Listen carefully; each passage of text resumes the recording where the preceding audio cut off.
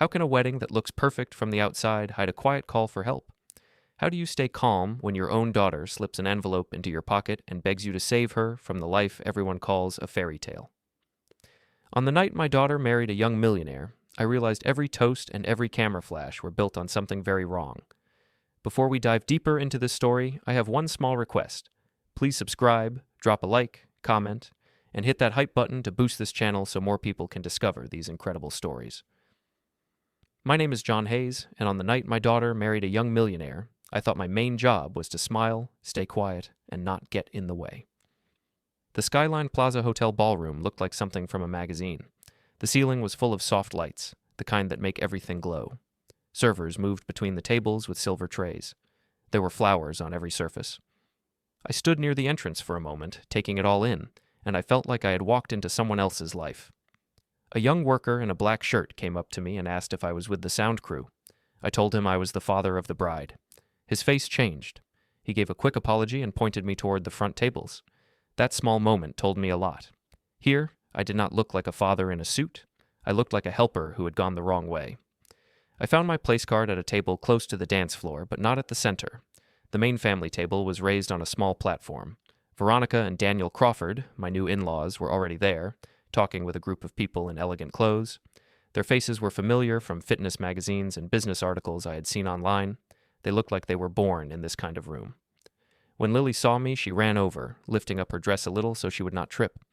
For a moment, she looked like the teenager who used to rush out of school to find me by the gate. She hugged me tight, then stepped back to fix my tie. Her eyes were shiny, but I told myself it was just from the lights and the long day. She told me she was glad I was there. She said she had been nervous that my old car would break down on the way. I told her the car and I were both still running fine. I kept my voice light. I did not say I would have walked across the city if I had to. The photographer called her away. Pictures were a big thing for the Crawford side. They wanted poses with investors, partners, trainers, and some people I did not recognize at all. I watched from a distance as they arranged the group shots. Whenever I tried to move closer, someone from the planning team gave a small signal with their hand, guiding me to the edge. At one point, the photographer called for a core family photo. I started to step forward, but Veronica touched my arm lightly and said they would do one with their side first, then one with everyone. Her tone was smooth and polite. Still, I understood. I stayed where I was and smiled when they looked my way, as if this was normal. Ethan stood in the center of the group. He looked very confident in his fitted suit, hand on Lily's waist. He was talking to one of his partners, telling a story about how fast his app had grown. I recognized the style, strong voice, easy jokes, the kind of charm that fills a room. People like that did not need to prove anything. They believed the room already belonged to them. When everyone took their seats for the dinner, I ended up at a table with two distant relatives from my side and a few people from Ethan's company. They were polite, asked me where I worked, nodded when I told them I managed a warehouse. One of them said my job sounded like honest, old-school work. His tone was respectful, but I could tell he did not really understand what that meant. From my chair, I could see the main table. Lily sat between Ethan and his mother. From time to time, she turned her head, searching the room until her eyes found me. Each time, she gave a small smile, like she wanted to check if I was still there. The first speeches started. Veronica spoke about discipline, wellness, and how proud she was that her son found a partner who could grow with him in their shared vision. Then Daniel talked about leadership and big plans for the Crawford family brand. When it was my turn, the host handed me a microphone. I kept my words simple. I talked about Lily as a child, drawing on scrap cardboard at our kitchen table, about her laugh when we had nothing but scrambled eggs for dinner and she acted like it was a feast. I said I was proud of her. I said I wished them peace and respect. I did not try to be funny. I knew I could not compete with the big speeches. I just wanted her to hear my voice above the music for a moment. People clapped politely. Some wiped at their eyes. When I sat down, one of Ethan's partners leaned over and told me my speech was a sweet, and that Ethan was taking Lily to a level where she would never have to worry about things like late rent and old cars again. I nodded and said I was glad she would be safe. I did not mention the years I had spent making sure she never saw late notices. After dinner, the music changed and the staff cleared the dance floor. The DJ announced the first dance for the couple. I watched them move together, always facing the cameras. Ethan was at ease, turning just enough so the photos would look good. Lily's dress shimmered under the lights. For a few seconds, everything did look perfect.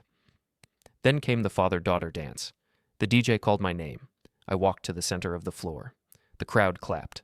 Some people took out their phones to record. A slow song started. Lily stepped toward me, taking my hand. Up close, I could see the light makeup around her eyes and the faint lines of tiredness from the day. She placed one hand on my shoulder, and we began to move. I have never been a good dancer. I moved like a man who spent years lifting boxes and planning routes in a warehouse, not like someone used to ballrooms. But Lily guided me gently, keeping our steps small. She told me in a low voice that we would just keep it simple. She said no one expected more from us. As we turned, she pressed closer for a second. I felt her hand slide from my shoulder down toward my jacket pocket. I thought she was steadying herself. Then I felt the thin shape of paper slipping inside. I almost froze right then, but the cameras were on us and everyone was watching. I kept moving. She pulled back slightly and gave me a brighter smile, the kind meant for the room. To anyone else, the moment probably looked loving and smooth. Only I felt the sharp new weight against my chest. I counted the steps. 1, 2, turn. My mind was not on the music anymore. It was on that small rectangle of paper in my pocket. My heart started to beat a little faster, but I kept my face calm. Years in the service had taught me how to keep my expression steady, even when my thoughts raced. The song ended. The crowd clapped again. I kissed Lily on the forehead, because that was what people expected, and walked back toward my table. My hand wanted to go straight into my pocket, but I waited. I forced myself to talk with the person next to me about the dessert. I nodded when they praised the cake. I answered simple questions. On the inside, my attention was on that envelope. Finally, during a pause between songs, I stood up and told the people at my table that I needed a bit of fresh air. No one stopped me. Most of them were watching a group of guests take silly photos with props near the wall. I walked out of the ballroom and pushed open the door to the rooftop terrace. Cool air hit my face. The city spread out in front of me, lights and traffic moving far below. Out here, the music was softer, just a low beat through the walls. I moved to the edge of the terrace, near the glass railing. Only then did I put my hand into my pocket. My fingers closed around a small, folded envelope. Plain, cream-colored, with my name written on the front in Lily's handwriting. My first thought was that it might be a thank you note. That would be like her, to prepare something heartfelt and careful. But I had never seen her hand shake when she wrote my name. I opened the envelope and slid out the paper inside. It was folded in half. I unfolded it in the light from the nearby wall lamp. The message was short, written in a hurried style I recognized from the notes she used to write before school when we were running late. It said that she needed my help. It said she could not explain at the wedding. It said that she felt trapped and could not see a way out. At the end, there were 3 words. Dad, help me. For a second, the sounds from the ballroom faded. All I could see was that small piece of paper. I remembered every time I had told myself that she was an adult now, that she had chosen Ethan, that I should not interfere. I thought of the times I had swallowed my doubts because I did not want to look like the jealous, small-town father who could not accept his daughter moving into a bigger life. I leaned on the railing and took a slow breath. My first instinct was to march back into that room, pull her aside, and demand answers. Another part of me, older and calmer, told me that would only turn the night into a scene she would never forget in the worst way. I could not rescue her by throwing everything into chaos with no plan. The door behind me opened for a moment. I turned my head and saw one of the hotel staff step out, check the terrace, then go back inside. The music grew louder when the door was open, then closed again, leaving me with the note and the city. I folded the paper carefully and slid it back into the envelope, then into my inside pocket. I patted it once, like I was checking for a valuable card. In a way, that was true. It was the first clear sign from Lily that my role in her life was not finished just because she had changed her last name. As I stood there, the muffled sound of the DJ's voice rose through the walls. He was calling for the father of the bride again, saying there was a special moment coming up. At the same time, my phone vibrated in my pocket. I took it out and looked at the screen. It was a message from Lily. The text said that I should please act like everything was fine. I did what her message asked. I put my phone back in my pocket, fixed my face in the best calm smile I could manage, and walked back into the ballroom. I danced when they wanted me to dance, clapped when someone made a joke, shook hands with people I would probably never see again. On the outside, I was just the proud father with tired eyes. On the inside, every step felt like I was walking on hollow ground. By the time I got home that night, my feet hurt and my head was heavy. I took off my jacket and hung it carefully on the back of a chair.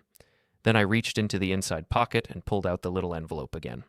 I sat at my small kitchen table and read the note one more time. The words were the same. They still felt unreal. For a long moment, I just sat there with my hands around a mug of lukewarm tea, staring at the fridge. There were old magnets on it, holding up school photos of Lily at different ages. In one picture, she was missing a front tooth. In another, she was wearing a too big backpack, smiling at the camera because I told her I was proud of her. That was our whole world then. Just the two of us, the backpack, and the long walk to school. The apartment was very quiet. It had been quiet for years now, but that night I heard it in a different way. No music from the ballroom, no speeches, no camera flashes, just the buzz of the fridge and the faint sounds from the street. I let my mind go back, step by step, to how things had started. Lily was 3 when her mother left. I remember the day more clearly than I want to. One suitcase by the door, one short talk in the hallway, a car engine outside. After that, it was just Lily and me. I got up at 5, made breakfast, dropped her at daycare, worked my shift, picked her up, cooked again. It was not a fancy life, but we were a team. People used to joke that she was glued to my leg.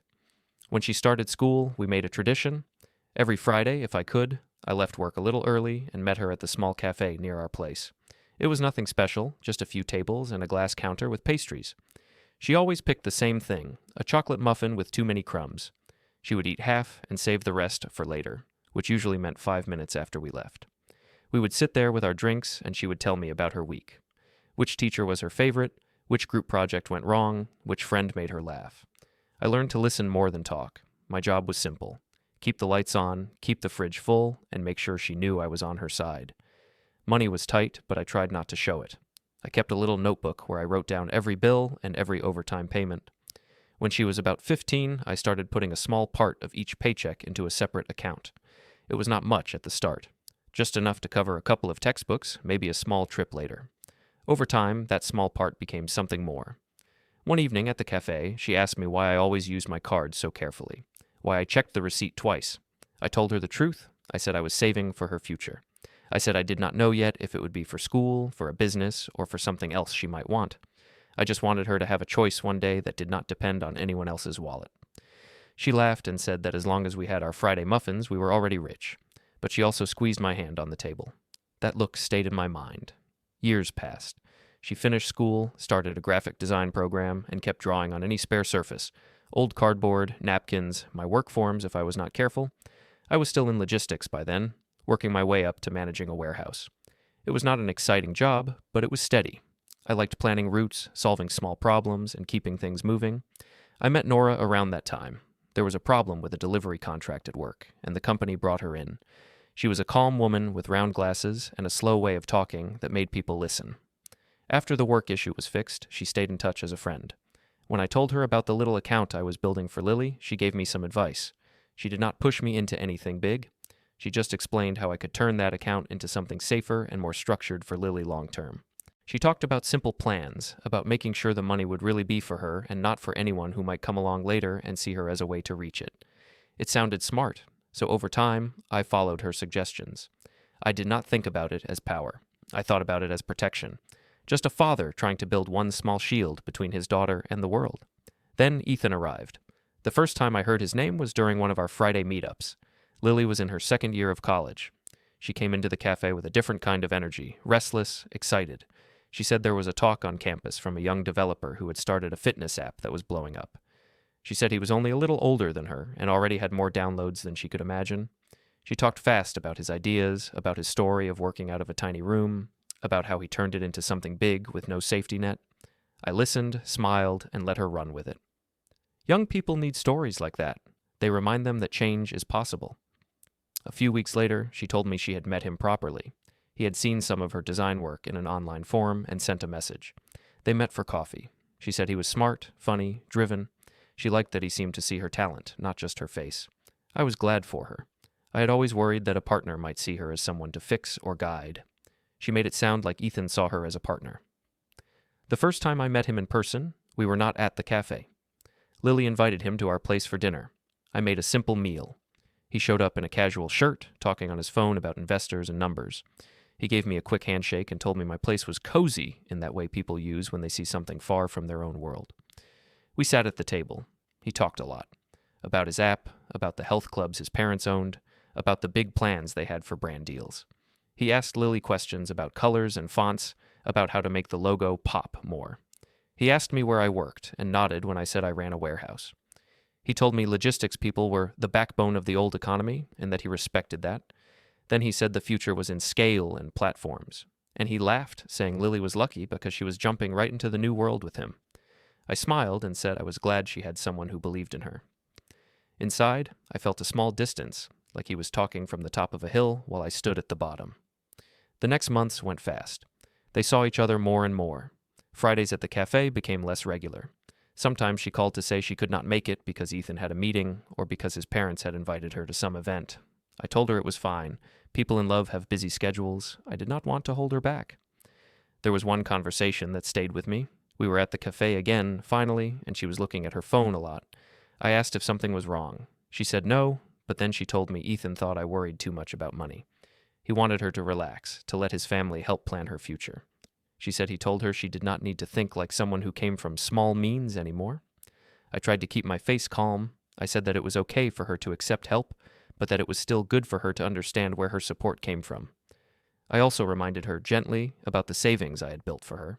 I said I wanted her to know it was there, not as a chain, but as a tool for her, if she ever needed it. She gave me a soft look and said she knew. She said that was why she trusted me more than anyone.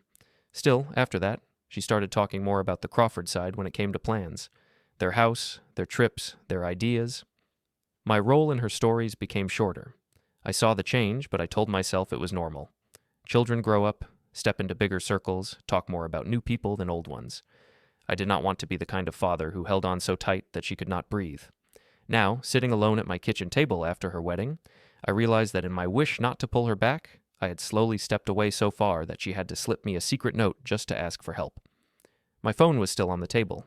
The screen was dark now. I picked it up, thinking of calling her right then. I imagined her in the hotel suite, surrounded by people, maybe with Ethan nearby. I imagined her looking at the door every time it opened, wondering if I would follow the words in her second message and keep quiet, or the words in her first note and find a way to help. I put the phone down again. I knew one thing very clearly. Whatever I did next could not be like the speeches that night. It could not be loud, rushed, and full of big promises. It had to be careful, step by step, like planning a route in a warehouse, like packing a truck so nothing breaks. I looked at the old notebook on the shelf where I used to track every bill when Lily was small. Next to it, I knew, was a thinner folder with her name on it. It held the quiet result of years of small choices. Extra shifts, skipped nights out, simple meals. A folder I had almost forgotten about in the rush of her new life. I stood up, walked over, and pulled it from the shelf. The cover had a bit of dust on it. I brushed it off and brought it back to the table. I did not open it yet. I just rested my hand on it. I thought about the cafe, the muffins, the way she once said we were already rich as long as we had each other. I thought about Ethan's bright smile, his charm, his talk of levels and brands. I thought about her note asking for help, written in the same hand that once drew small stars on my work papers. For the first time that night, I felt something new settle in my chest. It was not panic, and it was not anger. It was something calmer and heavier. A quiet decision, still without shape, but real. I sat down again, pulled the folder closer, and opened it. The folder held more paper than I remembered. I saw bank logos, Nora's neat handwritten notes in the margins, copies of old forms with my shaky signature at the bottom. At the front was a small sheet with Lily's name and a number that made my throat tighten. It was not a fortune in the world of people like the Crawfords, but for someone who grew up counting coins at the kitchen table, it was a mountain. I flipped through a few pages without really reading them. My eyes moved over the lines, but my mind was somewhere else.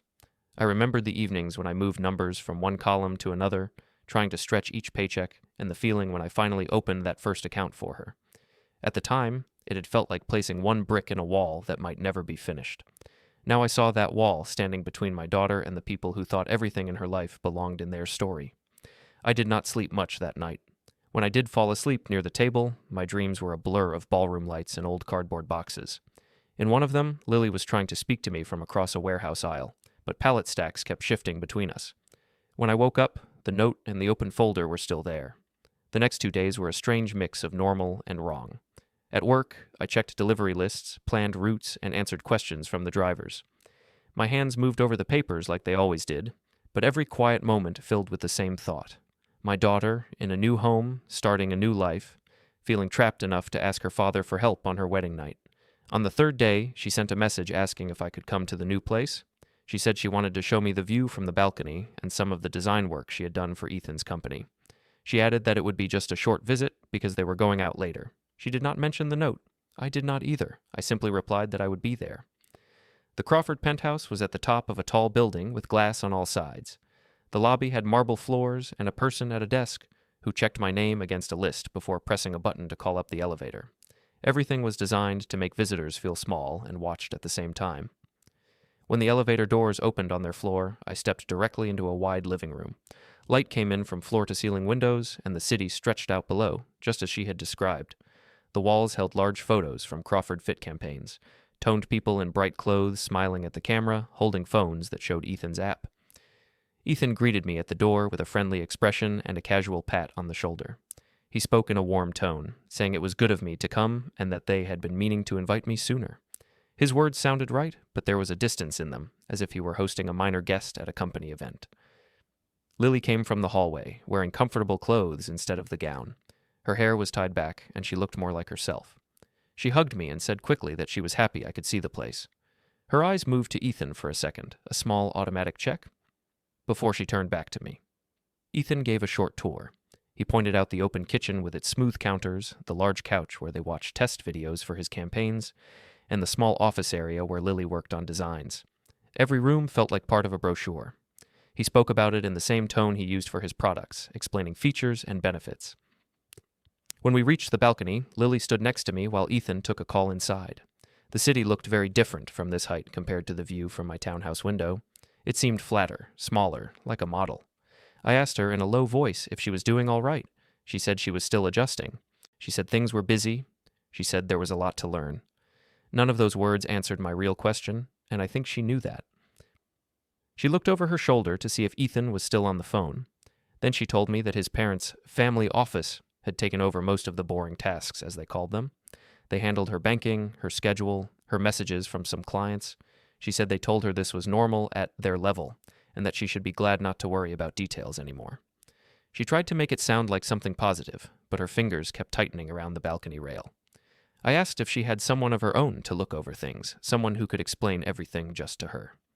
She said there was no need, because Ethan and his parents were very experienced. She had signed what they put in front of her. She said it softly, and she did not look at me when she said it. Before I could say more, Ethan came back out, sliding his phone into his pocket. He placed a hand on Lily's shoulder and asked in a light tone if I liked the view. I said it was impressive. He replied that once you got used to it, it was hard to imagine living any other way. He laughed as he said it, but the words settled on me in a heavier way. We went back inside. Lily showed me some of her design work on a large screen in the office area. The images were good. Her style was still there, even inside the Crawford color scheme. Ethan watched with his arms crossed, as if he was reviewing a presentation. He praised her talent to me, saying she was a real asset to the brand. The phrase bothered me. I told myself I was being too sensitive. People in business talk that way all the time.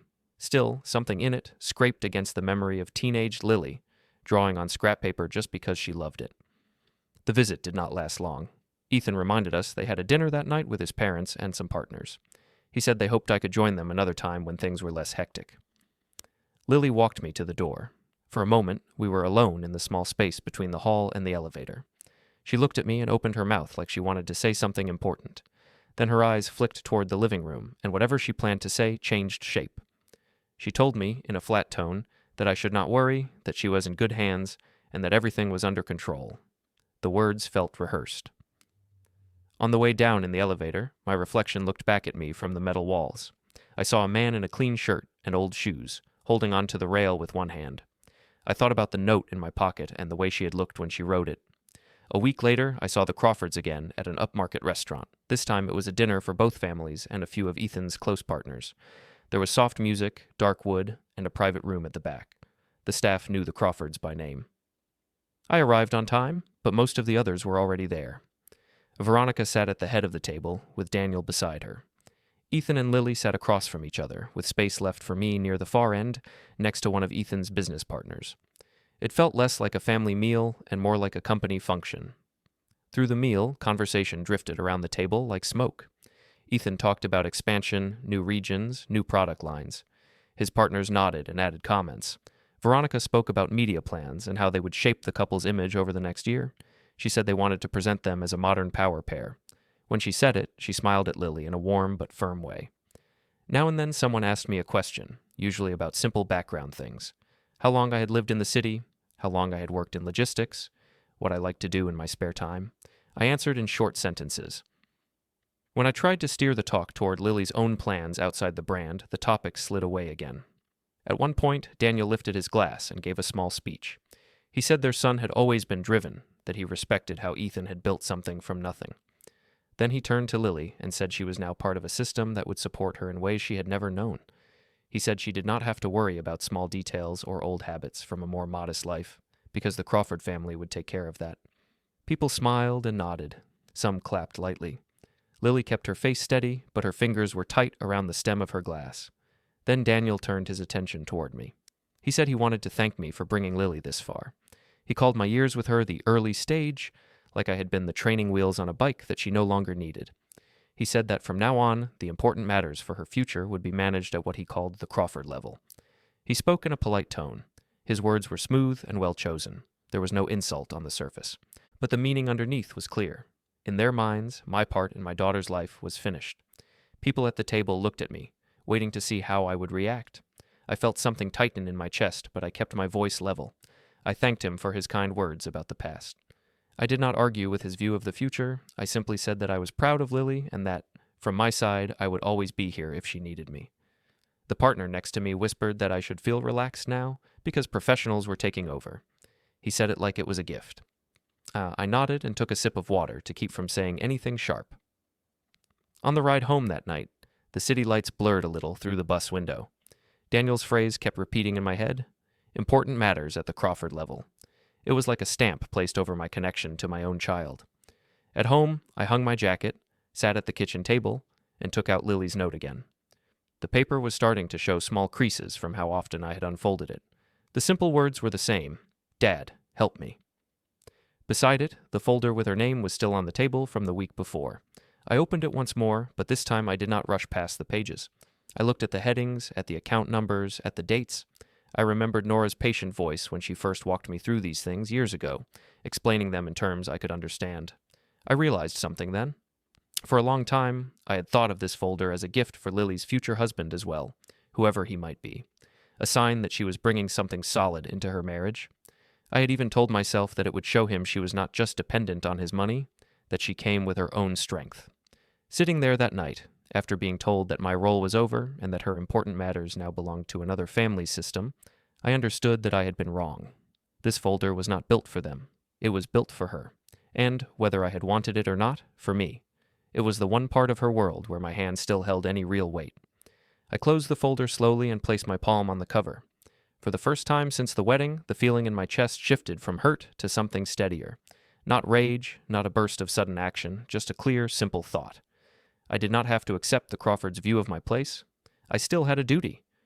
I reached for my phone. My thumb hovered over Lily's name, then moved past it. I scrolled until I found Nora Kim. For a moment, I hesitated. Bringing her into this would mean taking the first step from worry into action. Then I tapped her name and lifted the phone to my ear. The call started to ring as the folder lay open in front of me. Nora picked up on the third ring. Her voice sounded exactly like I remembered from years ago at the warehouse, calm and steady, like she had just put down a folder and was ready to listen. I told her it was John Hayes and that I hoped I was not calling too late. She said it was fine, that she was still at her desk, and asked what was going on. I did not try to explain everything at once. I started with the easy part. I told her my daughter had just gotten married and that the wedding had been very big, very polished. I heard her smile in her voice when she said that was good news. Then I told her there was more to it. I mentioned the note. I told her Lily had given it to me on the dance floor and that it asked for help. There was a small pause on the line after I said that. Then Nora asked how old Lily was now and whether we had changed anything about the trust since it was set up. I looked at the open folder in front of me. I told her the age, told her we had just renewed some basic details a few years back, but that most of it was the same as when she had first helped me. She said we should sit down together with the folder and talk properly. No guesses, no rush, just facts. We made an appointment for 2 days later at her office. When I hung up, I felt the kind of tired that goes beyond the body, but I also felt something else, a tiny bit of direction. The morning of the meeting, I took my time getting dressed. I ironed a shirt that still held a faint line from the hanger and chose a plain tie. I put the folder in my old briefcase, the one I almost never used, and checked 3 times that I had my phone, my keys, and Lily's note in my pocket. Nora's office was in a mid-sized building downtown. Not one of the glass towers the Crawfords liked, but not a rundown place either. The waiting room was simple: chairs, a small table, a few plants. The woman at the front desk recognized my name on the list and told me I could go right in. Nora stood up when I entered. She looked a little older than the last time I had seen her, but the expression in her eyes was the same: direct, alert, kind in a practical way. She shook my hand, pointed me to a chair, and asked if I wanted coffee or tea. I said water was fine. I placed the folder on the small meeting table between us. For a second, I just looked at it. Then I pushed it gently toward her. She opened it with careful hands and flipped through some of the top pages. She asked simple questions as she read: if my job situation had changed, if Lily's plans had changed, if we had ever talked about adding anyone from her partner's side to the trust. I answered each question as plainly as I could. I told her that Lily had married into a family with a lot of money and a very strong sense of how they wanted things to look. I told her about the speeches, the way they moved me to the edge of the photos, the talk at the restaurant about important matters now being handled at their level. I saw her jaw tighten very slightly, but she just asked me to keep going. When I described my visit to the penthouse, the way Ethan's parents' office handled Lily's accounts, and how Lily had said she signed what they put in front of her, Nora stopped turning pages for a moment. She tapped one finger lightly on the table, a habit I remembered from years ago when she was thinking. She told me that, from what she remembered, we had set up the trust so that I remained in a key position until certain clear conditions were met. She said that a spouse, no matter how successful, did not automatically gain control just because of a wedding. She reminded me that the point of the structure was to protect Lily's ability to make her own choices. I felt a wave of relief and fear at the same time. Relief that I was not imagining things. Fear because it meant the Crawfords might have been moving her into a plan that the trust did not fully support. Nora said she did not want to jump ahead. She would need to review every line, check the dates, and see how Lily's signatures after the wedding fit with what we had already put in place.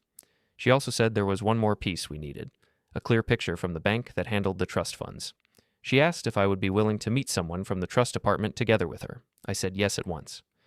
She made a few calls while I sat there, phone pressed to her ear, computer screen glowing. Her tone stayed calm, but I could feel the focus in it. After some back and forth, she set an appointment for later that week with a senior person in the trust division. She wrote down the time and place on a small card and slid it toward me. Before I left, she asked me one more thing. She told me to start writing down any moment that stood out to me from the last year with Lily and the Crawfords. Comments, jokes, choices, anything that had made me feel uneasy at the time. She said that sometimes patterns only show up when you see all the pieces on one page. It did not have to be formal. Just a list in my own words. I nodded. That was something I could do. At home that night, I sat again at my kitchen table with a notebook open and a pen in hand. I started writing small, almost hesitant notes at first. I wrote about the first time Lily canceled a Friday cafe visit because Ethan's parents had invited her to an event with important people. I wrote about how she started saying we when she meant plans that used to be just hers. I wrote about Ethan saying she did not need to think like someone from small means anymore. The list grew. I added the moment when Veronica gently moved me out of the center of the wedding photos, the way Daniel thanked me for the early stage of Lily's life as if it were a project that had switched managers, the line about important matters going to the Crawford level. I wrote about Ethan calling Lily a real asset to the brand right in front of me. When I finished, there were 2 full pages of short lines. No drama, no extra words. Just what had happened, as I had seen and heard it. The bank meeting came on a gray afternoon. The trust department was in a quiet wing of a large building. There were no big signs or shiny logos, just a modest sign with the bank's name and a frosted glass door. Inside, a man in his 40s with neat hair and a simple tie introduced himself as Jonas. His office had a window, a desk, 2 chairs, and shelves of binders. Nothing fancy. He shook hands with both of us and asked how he could help. Nora explained that I was the trustee for my daughter's account and that we wanted to review the current status. She kept her voice neutral. She did not mention the wedding, the Crawfords, or the note, at least not yet. Jonas listened, nodded, and asked for some details. I gave him the account information and my ID. He typed quietly, the keyboard clicks filling the room. After a while, he started to speak. He described the structure in general terms. A main fund, some rules about when and how it could be used, my role as trustee. As he spoke, I began to relax a little. It matched what I remembered from my talks with Nora years ago.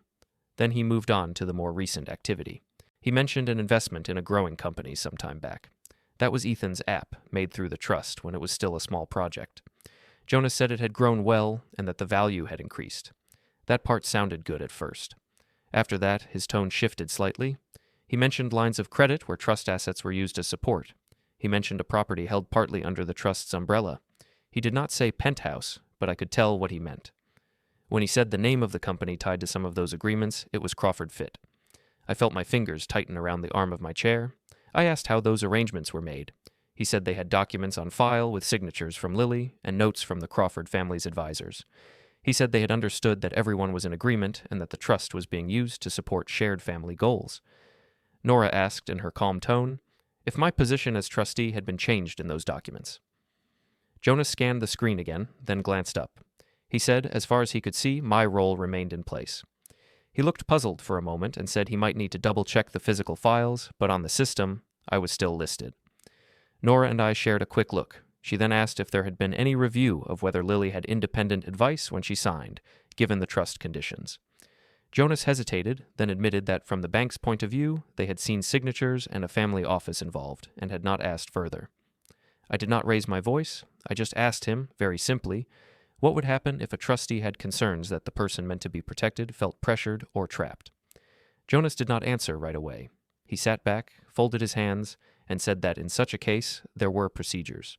He said they involved checks, sometimes temporary holds, sometimes more formal steps. He did not go into detail, and I did not push him.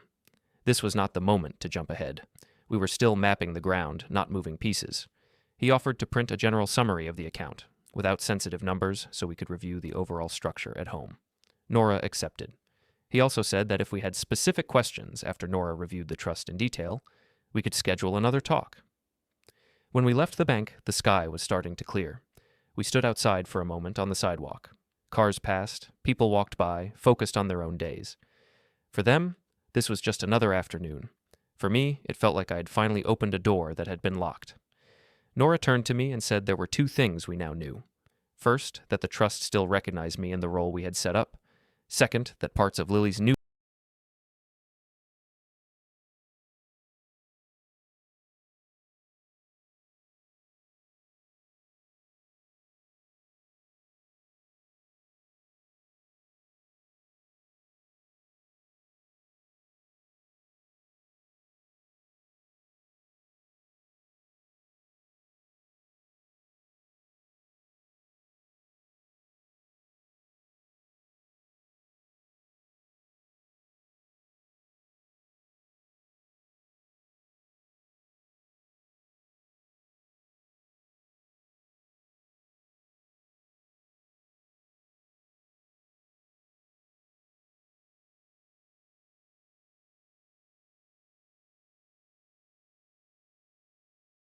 over many years, with Nora's help, starting from small amounts scraped from each paycheck.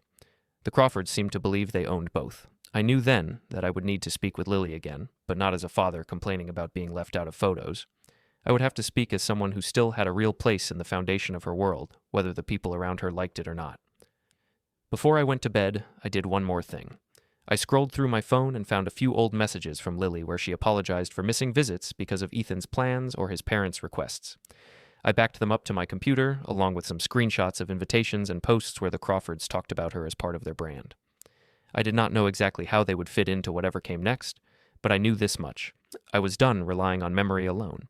From now on, I would keep records. The days after the bank meeting moved in a slower, heavier way. At work, I went through the motions. I checked lists, walked the warehouse floor, answered questions. People around me joked, argued, made plans for the weekend. I nodded at the right moments, but my thoughts were somewhere else, circling around the same point. I still had a say in my daughter's future, and whether I liked it or not, I had to use it. Nora called me one evening after work. Her voice sounded tired but focused. She told me she had gone through every page of the trust and compared it to the summary from the bank.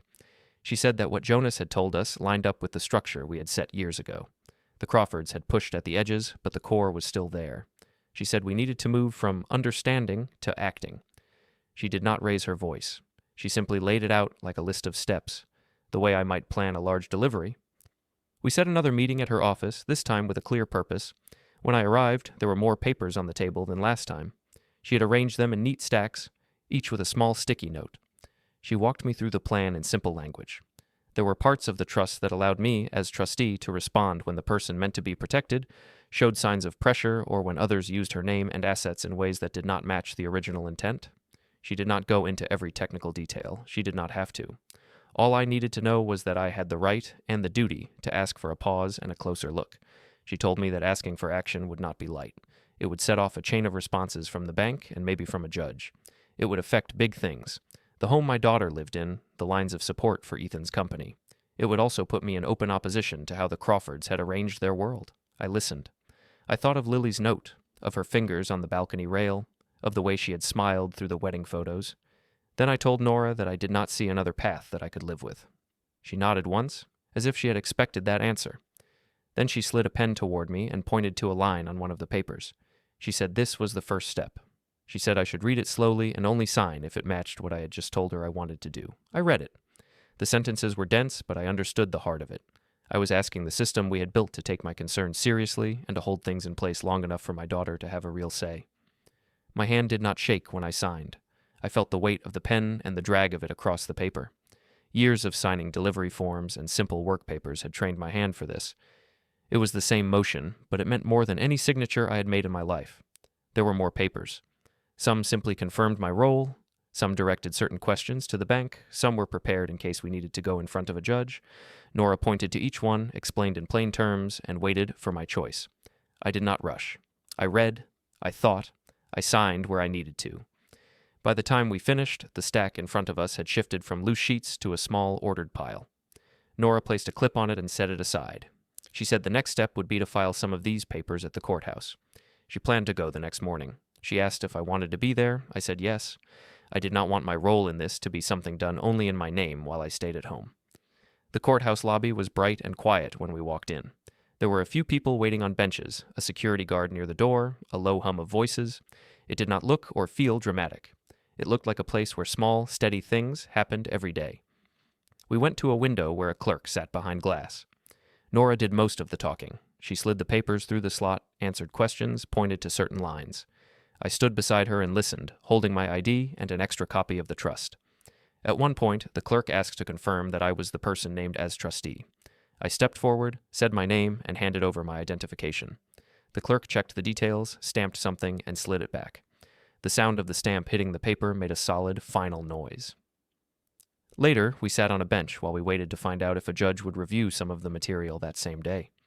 People walked past us, going in and out of offices, carrying files and bags. I watched them and thought how many quiet decisions like this must move through these halls without anyone outside ever knowing. Nora looked at me and asked how I was holding up. I told her the truth. I said I felt tired but clear. I said it was strange, sitting in this building doing something that might shake a tall glass tower on the other side of town. She gave a small, dry smile at that and said that was often how real change worked. We did not see the judge. That part happened behind doors. Nora went in alone with a court staff member carrying our files. I stayed in the lobby, watching the elevator doors open and close. I tried not to imagine the room upstairs. I focused on my breathing, counting slowly in and out, the way I had learned years ago when stress rose too fast. When Nora came back, she sat down next to me and said that the first step had been accepted for review. She said there would be written responses coming to her office and to the bank. She did not go into detail. She simply said that what we had set in motion could not be undone by a casual phone call from a family office. On the way out of the courthouse, I stopped for a moment by the main doors. Sunlight came in through the glass. I thought about how easy it would have been to stay home, to tell myself that this was all too big, that my part in my daughter's life really did end at the edge of the ballroom floor. Instead, here I was, holding a small receipt from the filing office in my hand. It was just a thin strip of paper with numbers and words I barely understood, but I knew what it represented. Steps taken, not just feelings felt. A few days later, Nora called and said we should talk with someone else before things went further. She had spoken with Pastor Helen, the one who had led Lily and Ethan's premarital sessions and the wedding ceremony. Nora thought it might be helpful, if the pastor agreed, to get a written timeline from someone who had seen their early plans up close, from a neutral place. At first, I was unsure. I did not want to drag our faith community into something that would soon become very public. But Nora explained it differently. She said that sometimes when people act one way at home and another way in public, the only honest record lies in places where they speak more freely, like in counseling sessions. Pastor Helen agreed to meet. We went to her office in the church building one evening. It was a small room with a simple desk, 2 chairs, and a shelf full of old books. A soft lamp lit the corner where a plant reached for the window. She greeted me with a warm, tired smile. She said she remembered when Lily was baptized as a baby, how I had stood at the front by myself, holding her. I did not remember that she had noticed that detail, but when she said it, the picture came back to me, clear. Nora explained why we were there, using careful words. She did not ask for private information that should not be shared. She only asked if Pastor Helen could provide general notes that showed patterns, who drove the decisions, who pushed for distance, who framed the story of the marriage. The pastor listened with her hands folded on her desk. When she heard about the note Lily had given me at the wedding, I saw a shadow move across her face. She said she had worried, in a quiet way, during the premarital meetings. She had noticed how often Ethan spoke for both of them. She had noticed how often he referred to his parents' plans when talking about their future. She told us that, with their permission at the time, she had written some of those observations in her private notes. Now, hearing what had happened, she felt it was right to share a simple summary, as long as it was used to protect, not to harm. I thanked her. I did not trust my voice to say much more. She promised to prepare a short written statement for Nora, focusing on dates, general impressions, and any clear examples of pressure. She described it as a timeline of concern, not a judgment. When we left the church, the sky over the parking lot was turning dark, but the small windows of the building were warm with light. I stood there for a moment, thinking about how many times Lily had walked into that place as a child, holding my hand. Now, in a way, the same place was reaching back to steady us. Nora and I did not meet every day after that, but there was a steady flow of calls and messages. She told me when she received each new piece of paper: a short letter from the court, a reply from the bank, the pastor's statement. She did not read them all to me in detail.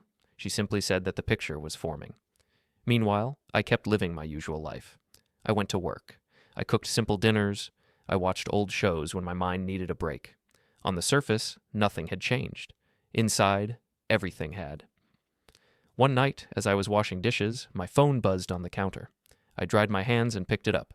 It was a message from Lily. She sent a photo from some event. She and Ethan on a red carpet with a logo wall behind them. She added a short line saying they were getting ready for a big launch and charity gala for the company.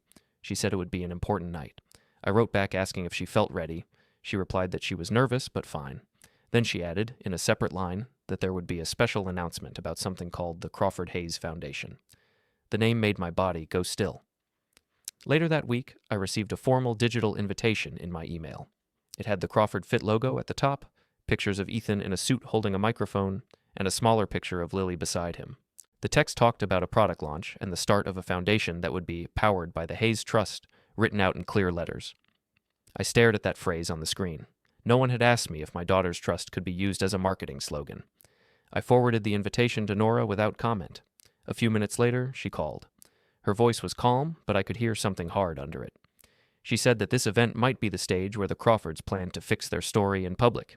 The idea that Lily's trust was fully in their hands, and that her life's foundation now served their plans. She said that if we were going to act, that night would be the place to do it, not by shouting or making a scene, by using the very systems they respected so much: contracts, bank rules, and careful words. The days leading up to the gala felt like waiting for a storm with clear skies.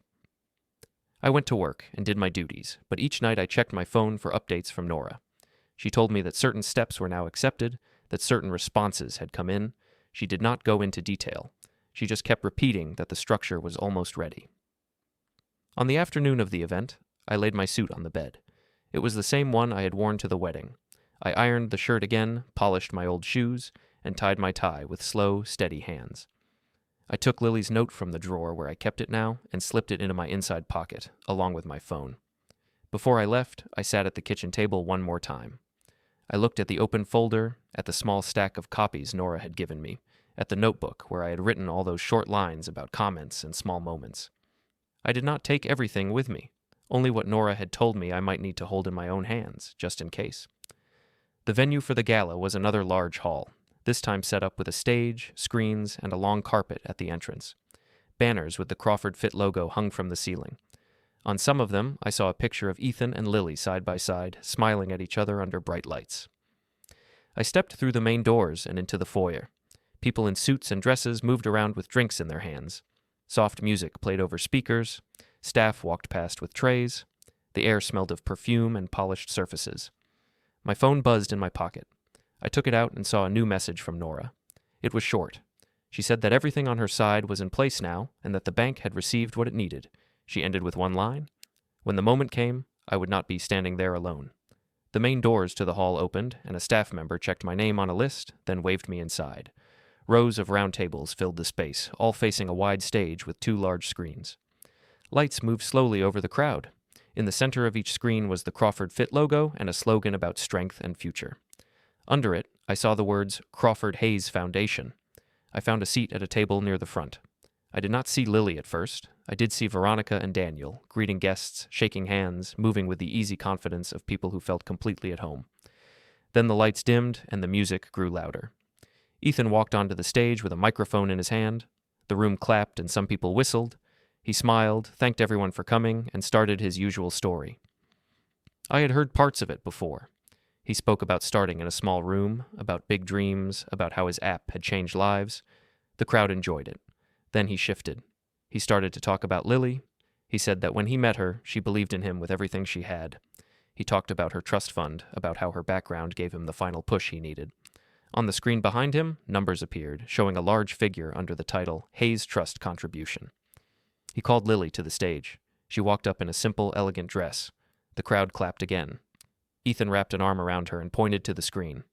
He said they were launching the Crawford Hayes Foundation that night, built on her trust as a symbol of their joined future. He picked up a tablet from a stand, ready to sign the public pledge. That was my moment. I stood, my legs steady, and stepped into the aisle. I reached the edge of the stage and asked in a clear voice for a brief word as the trustee of the Hayes Trust. The room went quiet in a way that felt almost physical. Ethan turned toward me, still smiling, but his eyes narrowed a little. Veronica and Daniel stared from their table. Cameras and phones around the room shifted, some already recording.